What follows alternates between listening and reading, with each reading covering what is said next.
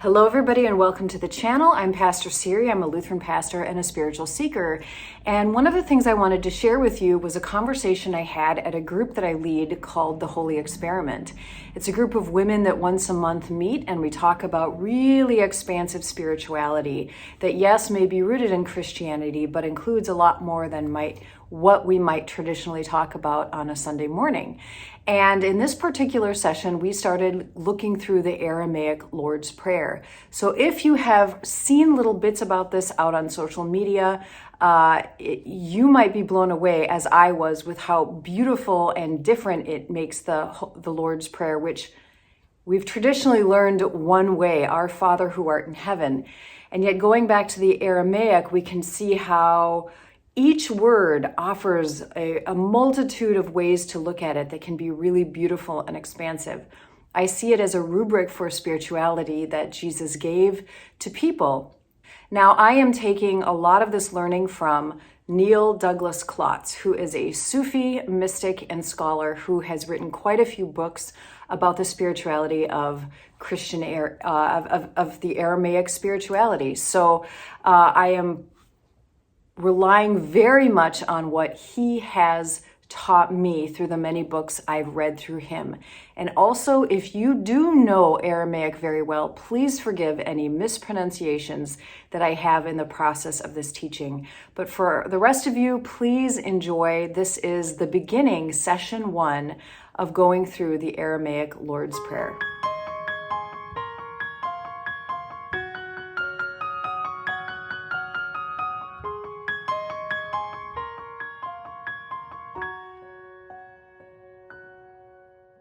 One of the reasons that I love this is because if you grew up in the Christian church, you're very familiar with the most traditional versions of the Lord's Prayer. It starts out, Our Father, da-da-da-da-da-da. Maybe it's trespasses, maybe it's sins, but for the most part, it's been translated the same way.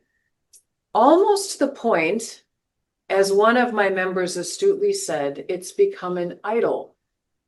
Because if you dare translate it a different way, blasphemy, people get upset. People get upset. So we're going to just sort of unravel that, sweep all that off to the side right now, and just pretend this is a fresh prayer you've never heard before that I'm going to translate the best I can from the Aramaic. If some of you know Aramaic close to Hebrew, these languages are very poetic, and there's also not a great translation from them to English. So you need like phrases, an entire like multitude of words to get an idea of what they were saying. So this is sort of what the whole prayer sort of sounds like. Abun de boshmaya nith kodeshmek, tete melkuta, newait sabianak ekna de boshmaya af archa. Havlan lachma da sunkna nyamana. Washbokan kwa bain ekna davknan shpokan. Welatalan na nasunan al patsan min bisha. Betol de laki emakuta wateshpukta wahela la alam amen. Amen. So, one of the things I love about the mystical understanding of Aramaic is it comes from this sense of oneness, that all Allah, all, the name of God, is one. It is the one thing that really exists.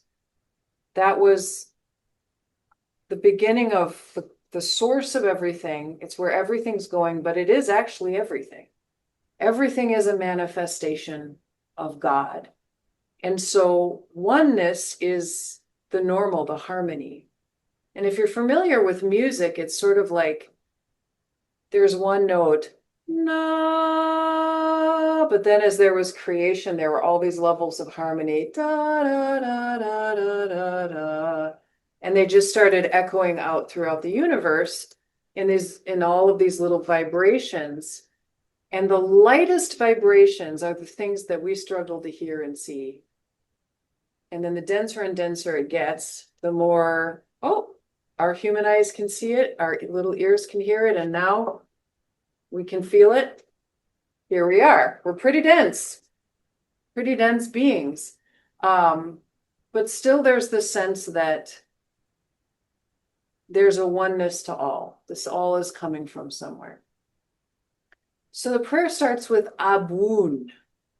Abun sort of is like the name they normally translate as our Father because of Ab, Ama being mother, Ab being father.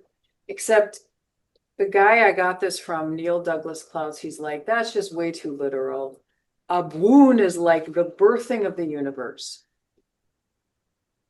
Very visceral, very cosmic. It is the one who births the universe. So it's not a gender, but it's almost motherly because of the birthing. Abun then is birthing, and then Shmaya is the lightness of creation. So that's usually what we can't see.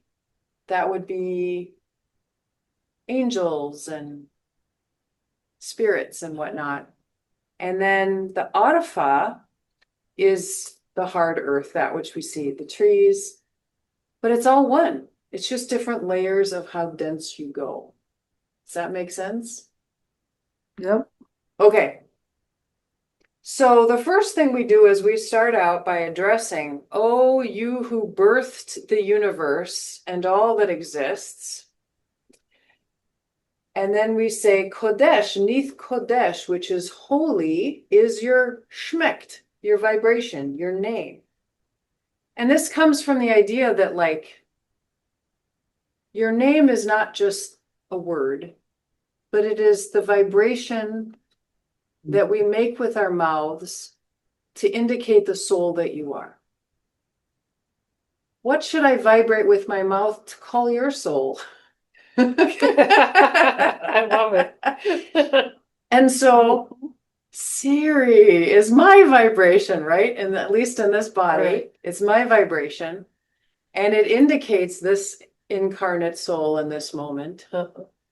But there's sort of like, when we say Nith Kodesh Shmek, we're saying, God, your vibration that birthed the whole universe is this holy Right. thing. Tete Melkuta. So Tete is come, except it's like come, because you only need to say te. So Tete is like come. Like, I thought it was attention. Tete. Pay attention. Yeah, like really, really come. In fact, Yeah.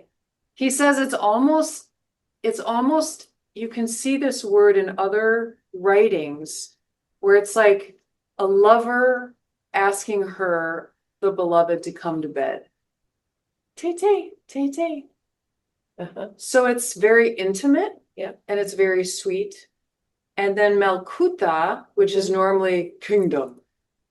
Your kingdom come. Okay. Yeah. Instead, this is, the creative reality of God.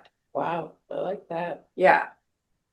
So we're asking to get in sync with the vibration of God, and we're asking that the creative vibration of God come. All right. I'm going to pause there. Reflections on any of those images or concepts or clarifications? It reminds me of, again, physics, that the vibration of, that's basically what I think some of the new physics is talking about, is that the vibrations we're all vibrations, basically. And so then we'd all be manifestations of the vibration of the universe as a whole. Yeah. I'm curious if you would say more about the birthing one. Yeah. Yeah. Because part of me says, well, yeah, it's not male or female. Right. Yeah, it must be motherly because of the birthing, but it's so much more than that. So Looks like the Big Bang. Like a spirit bursts. It's not really a sex. It's yes, creation. It's creation. So I had a teacher say and remind me that all people have a womb center, regardless of whether you have a uterus or not. Mhm. You have a womb center, and that energetically in the chakras, that womb center is that creative center. So that is symbolically the place where we birth things into this world like God. So if we're made in the image of God, we birth things too. And so, but you don't have to physically have a uterus to have that energy No, within you right. to send it out.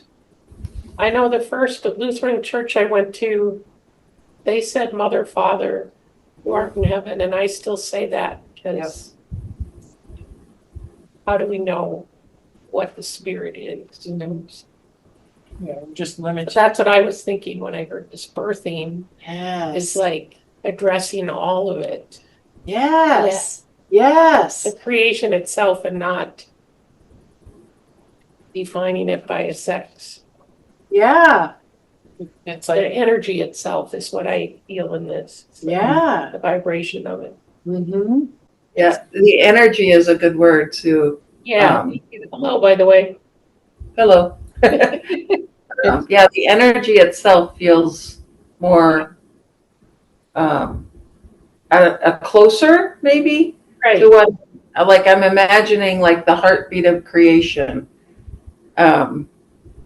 Somehow, like it's so much more than what human language can put to it, can name it. Right. Like more than.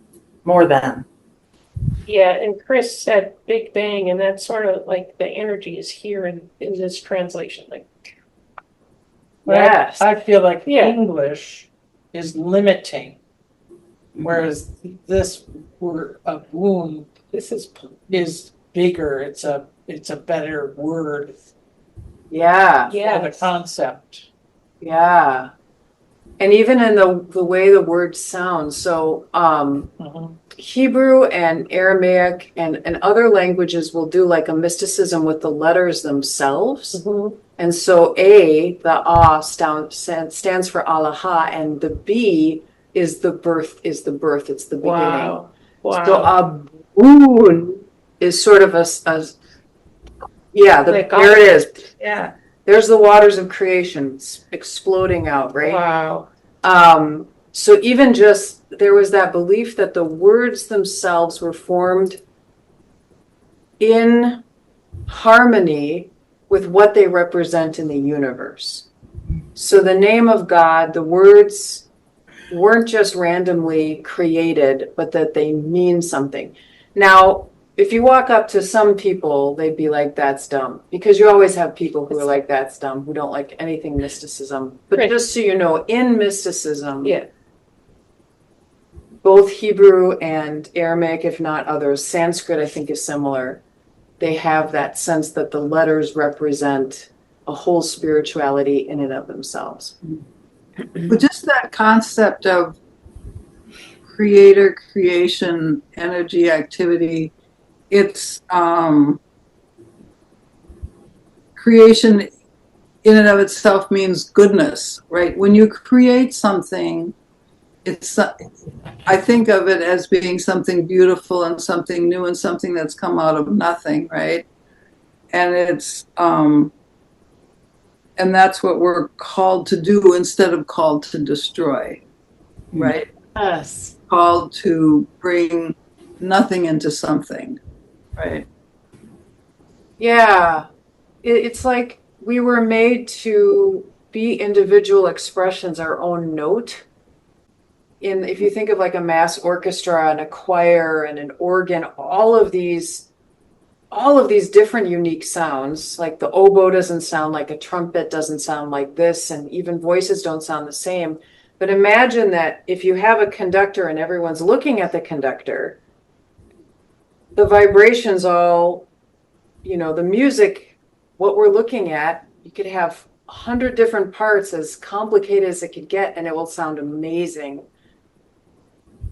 But I think what we're noticing is like, as the prayer goes on, it's going to be like, but yet somehow it's a cacophony. It's absolute chaos because there's not a sense of, we didn't sync up to the vibration, to the movement, to the harmony of the original creator. Somehow in the separateness, something happened where we stopped knowing, we forgot. So something starts to happen. We're not there yet in the prayer. Mhm. We're still basking in the ancient knowledge that our soul has of where we came from and where true peace and harmony comes from is that schmecht, that vibration, and that our heart's desire really is for God's creative will to come. Right. And it calls on Abun, but then it follows it up with Schmecht, which is your personal energy being pulled into this creation energy. Yeah. You're blowing my mind. Yeah, all right. Let's do this next phrase and then we're going to stop. I just love this because I do think they feel like they go together. So, Newet Sebianak Ekana de Boshmaya af Ba'arha. So, Newe is a lot like Tete. It's may it come. Sevianak is your heart's desire. It is what makes you come alive. It's what your soul came here to do. It's those moments when, like, you don't really have any ego. You're just so in the flow of whatever you're doing, whether it's with people. Like, there's a million ways that we can be in our Savianak. But Tetes or Newet Savianak, Ekana de Boashmaya, heaven, Af Ba'arha. So may our heart's desire pull, align with heaven and bring that to earth. So we are the channel, we are the bridge between heaven and earth when we align our heart's desire with God's desires. Because they really are the same. There's nothing that wakes you up with aliveness and fills your soul with absolute joy and bliss that God's like, no, I don't think so.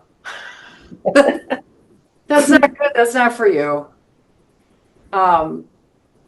It's literally an indication that you're in an alignment in that moment. Not that there wouldn't be other moments as well, but that's a good green flag that in moments of just, do you know what I'm talking about by that, like, aliveness? I just want to stop maybe there for a minute and ask for you to give me examples of moments when you feel just like so in the moment with what's going on. For me, it's often when I'm in nature Yeah. and I'm connecting Nature. with something.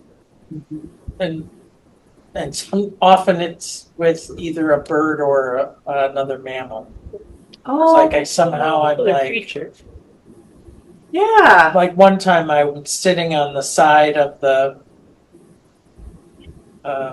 hill or whatever by Cascade River, Mm-hmm. and literally right at eye level next to me, a little mouse comes out. Oh, And we just sat and communicated. yeah. Nice. And it was just awesome. Yeah. Neither one of us was freaked out or. Mhm. And another time I communicated with a pine marten, the boundary waters, which was like a miracle. Yes. So, and many other times that I've had animal interactions or bird interactions. So it's usually that, and that connects me to nature, which to me connects me to the universe, Yes. to the wider world, and Yes. to God, Yeah. the spirit. Mine is when I'm creating textile art. I finally have the time that I'm calm enough, put aside all my other work, and I can sit and focus. And then I'm getting into the zen of doing the work, really. And pretty soon it's 2 a.m. and I don't realize it. Wow. Just getting into the zen of the art of it in the moment, you know. For me, it's I can recognize it in therapy when it seems like there's a connection where someone is going, oh yeah, you know, that makes sense. I get that. I understand that. And it's sort of that I thou relationship where God is in the middle in a sense. I mean, and the energy's there, right? Of two people who are relating in a way that creates a deeper sense of understanding. Yes. Yeah. Yeah. For me, there are times when words just come and I don't know where they came from. Whether I'm preaching or counseling or writing a note or praying, or if I let go of me and my ego, um, like I'll just go off, I have a manuscript sermon in front of me and all of a sudden I'm over here Yep. and preaching something completely different. And like I literally have to listen to it later because I don't know what I said. And that's just, I feel like this is what the Spirit needs me to say. Yeah, I can resonate with what a lot of you have said. I feel that way when I'm going on hikes in nature. I just have moments where I'm just pause. I have to pause because I do like to walk fast and just go, this is amazing.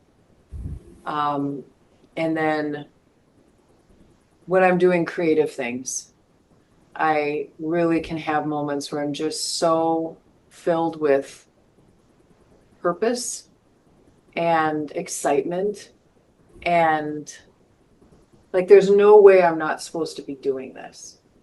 There's no way this wasn't a part of the plan. And the beautiful part is whenever we do our Tsevianach, in that moment, heaven is on earth. So this is why the idea of like somehow we're supposed to suffer all the time, or like with everything bad happening in the world, I get this feeling that sometimes we feel like if I'm a good person, an empathetic person, I should be in pain all the time. What if, though, we're blocking the vibration of heaven to come on earth? Empathy and compassion in moments of suffering are great, but the channels in which we can receive these negative things can be so overwhelming that in a lot of ways, it's dampening the very joy that brings heaven on earth and allows for God's channels to do that good work. So if we're literally the channels that God can do anything on the planet in a meaningful way, then the more we're in our Tsevianach, the more we're spreading heaven on earth. And it's contagious too, because when we meet people or encounter people and we're in that afterglow or that whatever, we're a different person than when we're smothered by our suffering and the four horsemen of the personal apocalypse: shame, guilt, fear, and condemnation crush us. And the saddest part is that we've been convinced by many that they're holy. And they're great weapons in religion. You mentioned about physics, and I was thinking like the physics of spirituality is that somehow God's will, God's Tsevianach, is never forced upon the earth. It doesn't do that. You can't force a Tsevianach. How can you force heart's desire on the planet? Doesn't make any logical sense. It can only be caught and connected and hooked up and channeled. So as much as we, just thinking out loud, but as much as we pray for God to fix things on the planet, I often think God is just looking for people to ignite their Tsevianach. Yeah. Mm-hmm. Because this person's Tsevianach is about racial justice. This one's is about nature. This one's is about children. This one's is about Connecting community. connecting community. This one's about support groups. And when everyone's Savianak is connected, This is part of where Ho'oponopono comes from in terms of shedding and getting rid of the things that are blocking the connections and the vibrations. And so it's all this gunk that's in you that is preventing the vibrations from getting through. Did you And two that's call each other? about letting go of that stuff so that it can connect. I didn't hear what you said, Sue. I said, did you two call each other? but it makes sense. It does, yeah. That any spirituality would try to name what was the intention, what's the goodness that could be, kind of naming how that's not quite what we're seeing, and offering the path to connect the one to the other. And I'll say this, I don't think this shocks anyone here. What Christianity became was, oh, we're suffering, and oh, this is the heaven. Jesus is the escalator. All we have to do is believe, and we go up there, rather than, if you listen to Jesus' teaching, this prayer that he is offering, he does what you're saying, Brenda. He's going to name it, and then he's going to name the problem, and then he's going to start talking about the solution. Yeah. Because he's actually offering us the road within ourselves, so that our Savianak is in line with the Shmek of God. Well, and the Shmek of God is not the negative. It's not. It's what is good, right, and true. Beautiful. I think you used. The energy and vibrations from God are not, and it's being human. It's having freedom. It's having free will. It's name those things that create the negative in our lives. That's not what the Shmek of God is. And again, it's fascinating how religion has at times distorted so much of this to even say, as I mentioned, fear, shame, and guilt and suffering must be holy, but also that God's work and will is the pain and suffering, is the the punishment that you're receiving, right? So if something is not okay in your life, that is because of God. And you think of words like harmony and creativity, and you think of what you're like when you're your best self. Would you ever do this to another person? Only when we're in our kind of lowest, most immature versions do we wish bad. I have moments, I read memes on my phone that other people create that are very immature about politics and, Yep. And in the privacy of my own house, I laugh. But I'm not actually going to share those. I'm not, because it's sort of my most immature version that just sort of needs to be like, yeah, screw y'all. But that's not me at my best, in my best inhabited Savianak place. I'll just share one quick story. So yesterday I was taking my youngest driving, 4th time driving. Did you see the picture? Yeah. Nope. And it was going so well. And I thought, hey, let's just park in this wide empty parking spot that no one's in. So we pull in, and then my kid starts taking a curve, and I'm like, okay, we're going to go here, sure. Now let's slow down and stop.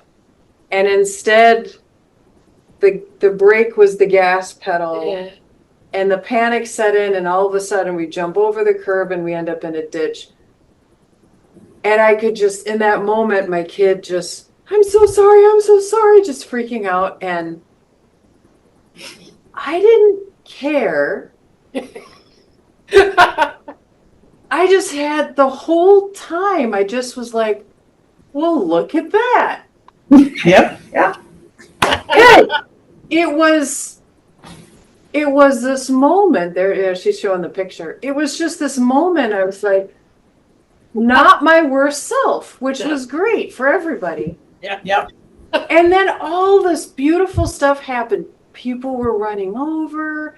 This one guy's like, I used to be a car mechanic. You know, this other guy was like, we can push it out. He goes, but I probably shouldn't have a port in my chest. I'm like, Oh, jeez. No, thank you. But I mean, so sweet. This Hispanic family paused, and in the rain, he's putting rocks under my tires to try to get us Lift it up. to pull back. And they gave us umbrellas, and they waited until, you know, things came. And the whole experience was just like showing how beautiful people can be. Yep. Heaven on earth. Heaven on earth. And I Yeah. thought, in another reality, in another time, how sad if I would have just gotten mad and yelled, look what you did. This is Right. going to cost me so much money. And I'm so glad that wasn't where I was. Yeah. For everyone's sake, including my own. What would it have helped? Nothing. It just would have hurt. Right. And I guess in that moment, like, I'm not taking any credit for it. Right. Because it just was like available. Well, that happened. Yeah. That happened. Okay. Interesting. And I feel like that's one of those moments where, like, when things happen, the human reaction when we're stuck is we get upset, we get mad, and it's a terrible thing. But this, I got to see a completely different way for it to be.